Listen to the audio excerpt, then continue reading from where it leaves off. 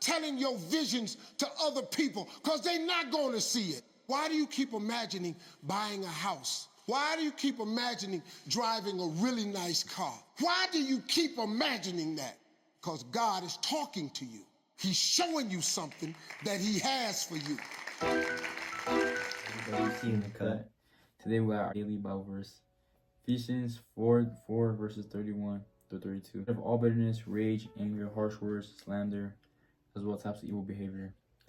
Instead, be kind to each other, tender-hearted, forgiving one another, just as God through Christ will be forgiving you. And so today we learned how to forgive the right way and proper way through Christ. So he's gonna get in detail about it. Well, I'll go for the lesson. So what the lesson is teaching is we're so used to doing a lot of worldly things, like, from cussing, thinking it's normal, like cussing, or thinking ill of someone else, or having ill thoughts, evil thoughts. That's not of God. God doesn't think like that. That's the devil saying, oh, this person is the B word, Oh, they act like an a-hole, That's a worldly thing. That's not of people that walk with Christ. They don't do that. And that's what God's trying to teach, that we gotta take out that bitterness from our heart. We gotta take out like that cursing words, all those things. You have to take it out of your life, because when you start to take those things out of your life and influence good things, the Holy Spirit starts to shine more and more and more in you. So But he was saying, it really does, when you get rid of those things in your life, you feel a lot of weight off your shoulders. You feel so much better. You feel at peace with yourself. But not at peace with yourself, but at peace with people that wronged you and did bad towards you. And so I feel like once you kind of instill that into your mind as like a mentality, like, okay, learn to forgive, learn how to let go. Yes, it takes some time to let go and to forgive, but once you do those things and you look really more to the Bible about it, it's going to teach you and show you, it's going to demonstrate how to forgive the proper way, and just like, okay, leave it alone. Some people are tempted to retaliate back. It's not one of the ways not to retaliate. You have to just be like, ask God for help, guidance, and he's gonna help you through it. Like, cause if you think about it in your mind, like, I want to retaliate, but then God's gonna see that, it's like, no, it's not the way to go about it. You gotta leave it alone. Learn how to forgive in your heart, genuine, not just forgive, but genuine. It has to be real genuine. yeah, like what he was saying, it has to be something genuine. And the thing is, some people say, let's say you have a father that neglects you, right? He drinks maybe, or he says hurtful things to you through all of it. And the thing is, by forgiving and forgetting, it doesn't mean completely. If I hit Richie, you think he's gonna forget? No. But he's gonna turn the other cheek and he says, all right. And then he's gonna keep going on about his life. He's gonna forgive me and he's gonna move on. He's gonna go on about his life, because he's like, all right, he did that. He decided to do that. I'm no longer gonna talk to him no more, because he decides he wants to do those type of things to me. And the thing is, say it's someone in your household.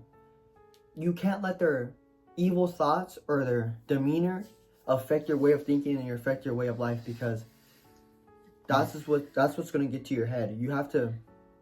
They're gonna try to get to you, but you just gotta breathe, let it go, pray, and just keep moving on with your life, because that's what God intended. Turn the other cheek. That's what he means when he says turn the other cheek. They want a reaction out of you, but you just have to turn the other cheek and keep going. The more you retaliate, the more it's gonna be a bigger problem. The more you're gonna cause not only pressure and weight on your shoulders, the more in your heart you'll be like, man, these problems aren't gonna go away. Like, God, I need you. But once you seek God and you ask for that guidance and that help, he's gonna come with deliverance, and he's gonna show you, and he's gonna use you as an example.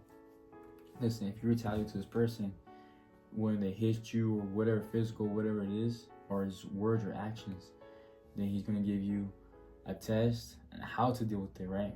We come through trials and tribulations first, then after we become stronger. So God puts a test to us, which it could be anyone, it could be him, it could be anyone in the world that's gonna test us, but on our faith, to see how strong our faith is toward God. So once we have God's guidance, he's gonna help us in so many ways that you understand, like God could do. God works ways, I'm telling you. God does work good ways. Like God can work through anybody. No, there's no one that he cannot touch. The only people that he cannot touch are the people that proceed to go on about life ignoring him. That's called blasphemy. By ignoring him, you know God exists. You know he's real, but you decide he's not real. You tell yourself he's not real. You proceed to harden your heart. That's what the devil did. He hardened his heart, and that's why he cannot be forgiven. But once the devil learns to have humility, then he will be forgiven. But since he's too arrogant, he will never have humility. He will never be able to reach the kingdom of heaven. So that's his problem. And that's where we're born to learn to forgive. We're born of Christ. We're descendants of Christ. We're literally descendants of Christ. We're meant to learn to forgive. We're meant to be peaceful. We're meant to be kind to each other. Not all this worldly hates and being racist and perverted and all these ill things on this planet that's not what God intended. But that's our daily lesson we wanted to give you guys. Make sure to tap in. But God bless. WWC out.